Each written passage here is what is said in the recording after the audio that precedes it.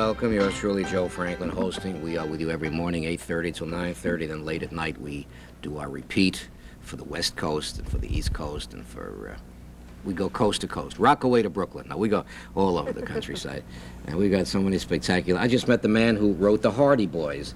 I've got all the original Hardy Boy books, and I met the man who wrote the Hardy Boys. His name is Leslie MacFarland. We're going to meet the man who has written probably 100 million words or more in his young lifetime.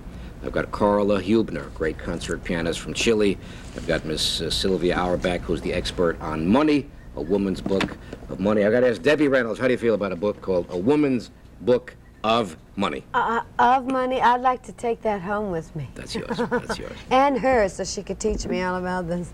Single, married, divorced, or widowed. This book is for you.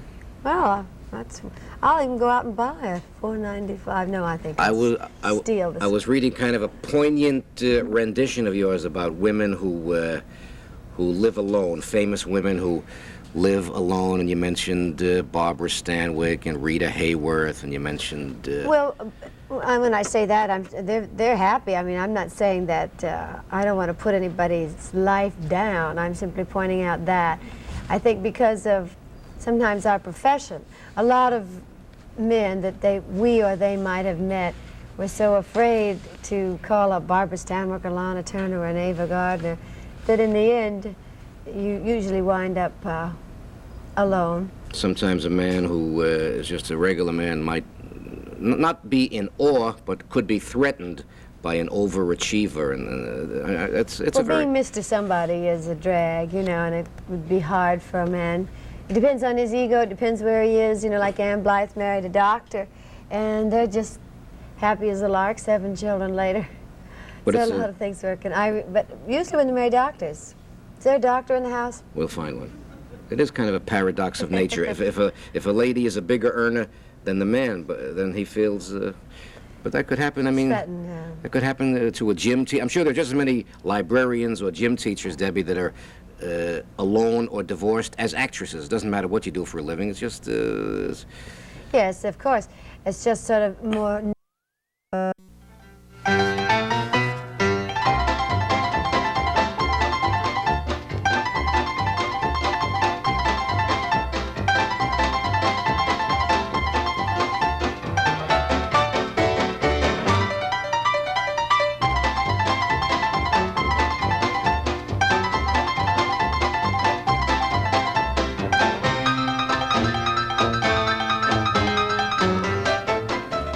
I want to say welcome. Yours truly, Joe Franklin, hosting. We are with you every morning, 8:30 till 9:30. Then late at night, we do our repeat for the West Coast and for the East Coast and for...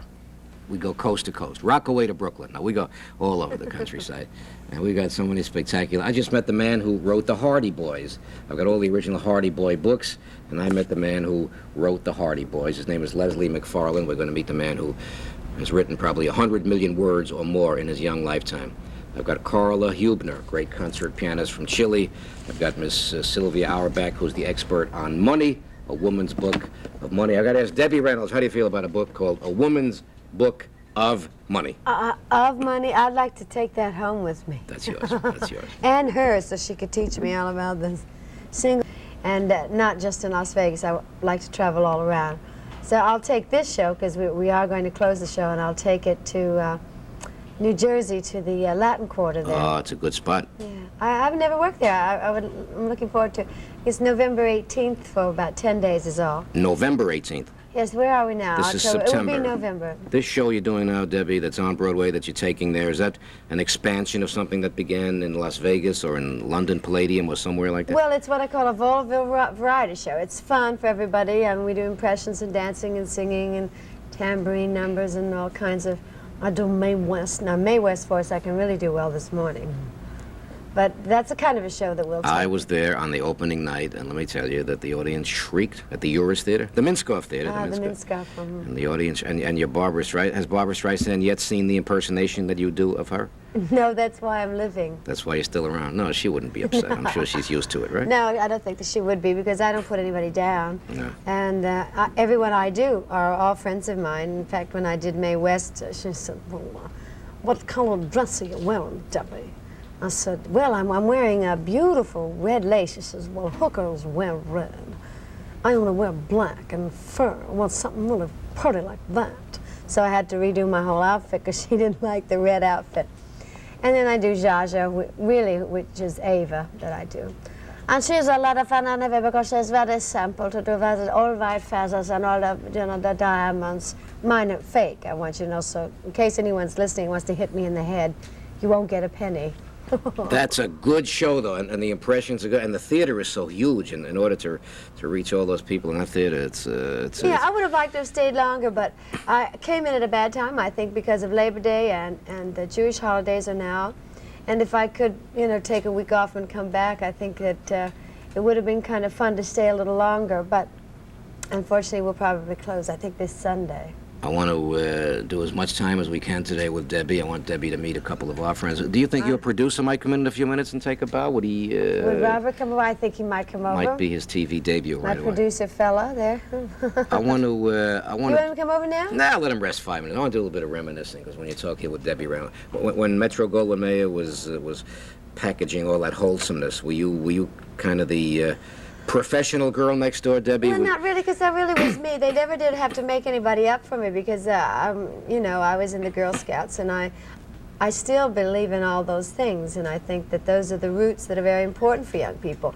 I think if you grow up in the world as it is today, it's a wonderful thing for young people to get to go out camping and, right. and go under the stars and see that there's something out there more important than a tenement row or, right. or a very spoiled family. Or I just happen to believe in all youth programs. I mean, right. the YWCA, you know, if anything for children when they're young, to break them loose of poor or rich environment, but bad environment. And for me, the way my parents raised me, which was really just the most middle America, was wonderful because I just did everything, marched in bands, twirled batons. I was in the Girl Scouts and helped with the Boy Scouts with my dad, had a troop, my mother.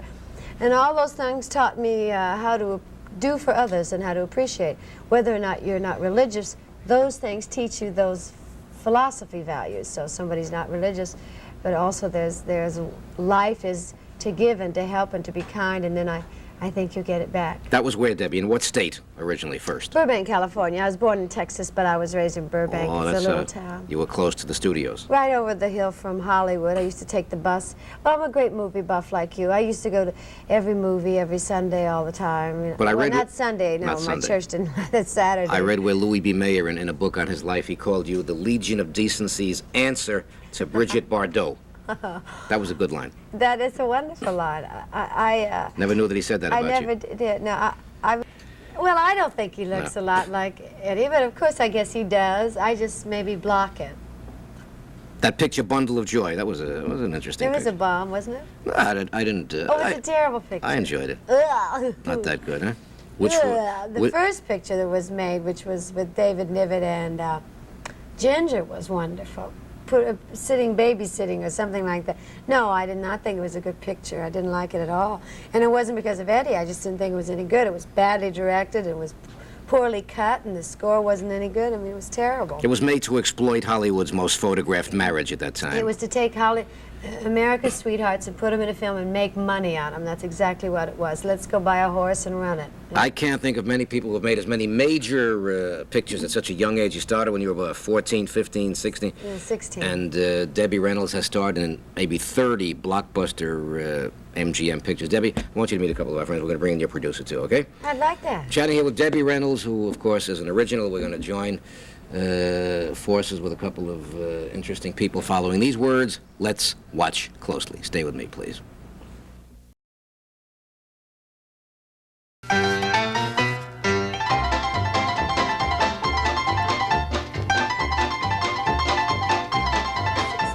We've been analyzing the challenges in life with Debbie Reynolds and with the new horizons in life with Debbie Reynolds. And Debbie is a man who takes on every kind of a challenge as well. James Kirkwood Jr., who won the Pulitzer Prize for a chorus line.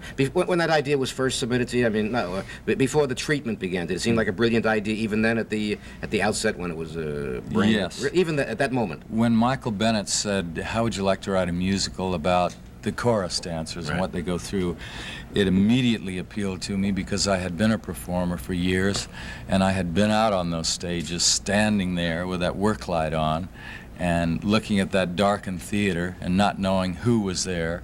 Is Mr. Logan out there or not, you know? And sometimes singing the first 6 or 7 or 8 bars of a song and hearing that awful thank you, and you say, you're welcome, and then you walk off and you wonder, you know, did they like me or didn't they? And of course the rejection that you get as a performer, I happen to think that performers are really the most resilient, the toughest people, and because I think it's one of the toughest professions in the world. Being rejected day after day. Yeah. Debbie, you were never rejected as a kid. I can't. Let me ask you backwards. Were you, before you were a star, were you ever, I mean, I'm talking about movies, were you ever a starlet or a supporting player? I can't remember you ever, except as a... Yes, I was Janie Powell's little sister and things like that, but I always had the studio to protect me. What I think Jim is talking about is there's nothing like being out there alone on the stage, and the big producer is out there, or the big whoever's hiring you. You're in the most vulnerable position. When you walk out there, you are placing yourself completely vulnerable to someone, and if that someone is a real wonderful human being, then they can be very evil, and they can be mean, and all their bad things that they went through, which is what he brought out in Chorus Line. What that guy out there... They'll pass on to you. Yeah, then well, I got hit as a young chorus boy, so I'm really going to kill you. And that's what you did. It is the definitive show business story of this generation about somebody we always took for granted, the chorus boy or girl or the so-called gypsy. Right. That's. I consider myself a gypsy. When you've danced and you really sweat and you really kill yourself, it's the least appreciated. Dance is the least appreciated. Ballet, the people kill themselves. They pay them $90 a week. I mean, anybody and everybody gets paid more, and yet you have to work 8, 10 hours. You can't dance less than 4 hours a day, or your whole body goes. Right. You know. I think a lot of people don't realize that dancers, especially chorus dancers, because they have to withstand so much training, and they always has a latest book. May we ask you briefly for an inkling of what it relates to, Some Kind of Hero, and how it relates to you, Jimmy, personally? Well, it's about, actually, Some Kind of Hero is about a guy who's been in a prison camp in North Vietnam for about 4 years, and it's really what happens when he gets back and how he adjusts. He finds that his wife is living with another man, that she's had an abortion, that his mother's had a stroke, as my mother had strokes. And what he does is he kind of sets out to avenge himself for the time that he was in a prison camp. Pardon me. And he actually gets into a minor life of crime, and he pulls off a holdup, which I did when I got out of the service because of a certain series of circumstances. And I think that was the impulse to write the book. I wanted to tell what it was like when you're 21 and broke and have no one to help you out, and you need some money, and you want to go see your mother who's in a sanitarium. And sometimes you just go a little crazy and you do something that you would never do if you were in your right mind. And that's what I did. Marvelous book. I want to give Debbie my autographed copy. Okay. But I want you to meet a few of my friends, please. Fine. You know, every time Jim Kirkwood has a new book, I think he kicks it off on TV here. Say the title again. You say it. Some Kind of Hero, and Some Kind of Hero wrote it, so I want to get it for sure. All right. Good. And if you all don't get it out there, your noses will fall off. Every time Tom Tryon has a new book, and every time Jim Kirkwood has a new book, this is kind of a good Every look. time Tom Tryon has a new book, it gets right on the bestseller list. But he and I introduces told him it here. about 2 weeks ago, if you get one more bestseller, I'm going to kill you. Yeah, it's wild. Ladies and gentlemen, we're just getting warmed up. I'm chatting here with James Kirkwood Jr., who was the author of A Chorus Line. I'm chatting here with Debbie Reynolds, who, before the show ends, Debbie, you got to bring in Mr. Fallon because he wants to say a few things. We're going to where? At first he was shy. Now he wants to come in. Wouldn't that be nice? And I want to tell Latin you. Casino. No, he's going to come in. Did I say it wrong? And I want you always both do. to make a point. When you get tired of traveling on the road or anything or writing, you come down here, sit with me every single day like this, all right? All right. Is that a deal? Right now, these words, then we're going to add to our very glamorous panel. Stay with me, We please. forgot how much money, though. Right. Are we going to get...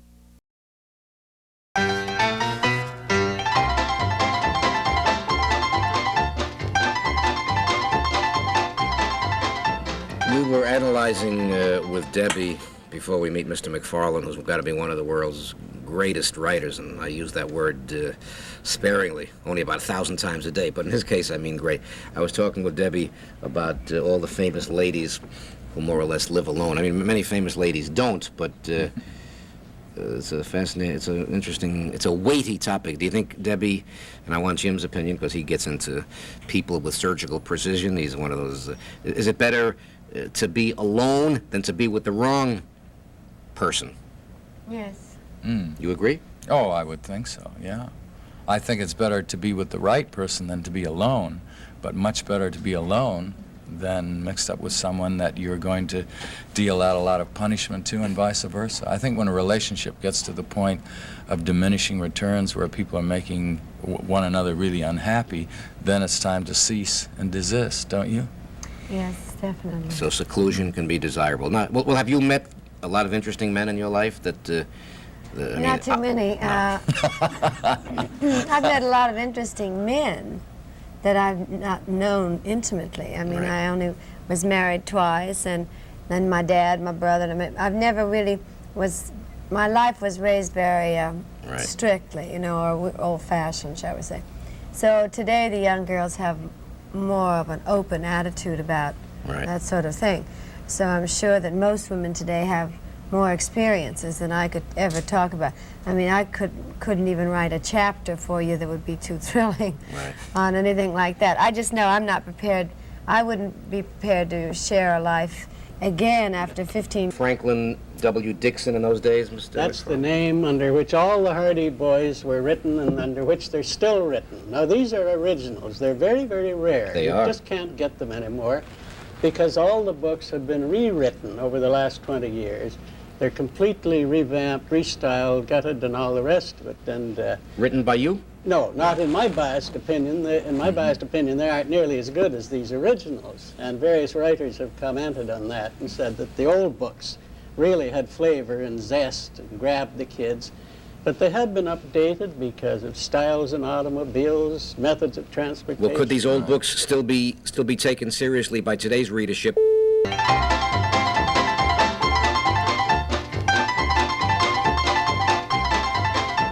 We were analyzing with Debbie before we meet Mr. MacFarland, who's got to be one of the world's greatest writers, and I use that word sparingly, only about 1,000 times a day, but in his case I mean great.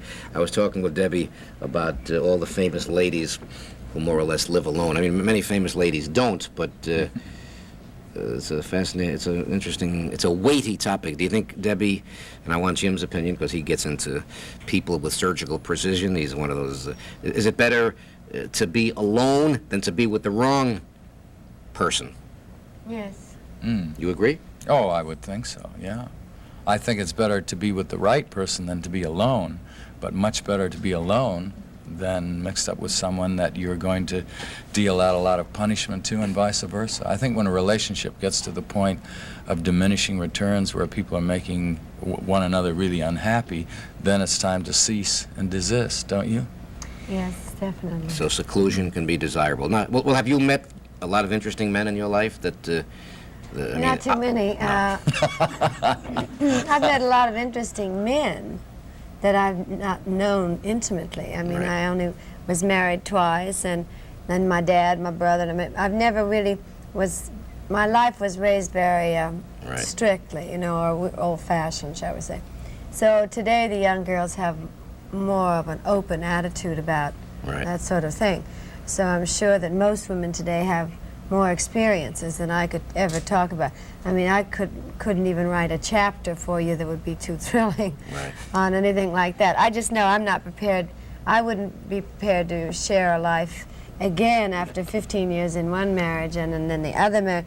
I find it's devastating pain, and I find to repeat it, I would rather than painful. jump off a cliff. Although that hurts the legs when you land. But But you've dated many ideal men when you were young or in between. I dated a lot of friends. Friends, right? They all have been and have remained my friends, and they were always darling to me then. And we remained friends all these years, and a lot of them haven't married. A lot of them turned out, which I didn't know, to be, like in Chorus Line, that to be homosexual, wonderful human beings that I adore. We see each other all the time. It's terrific.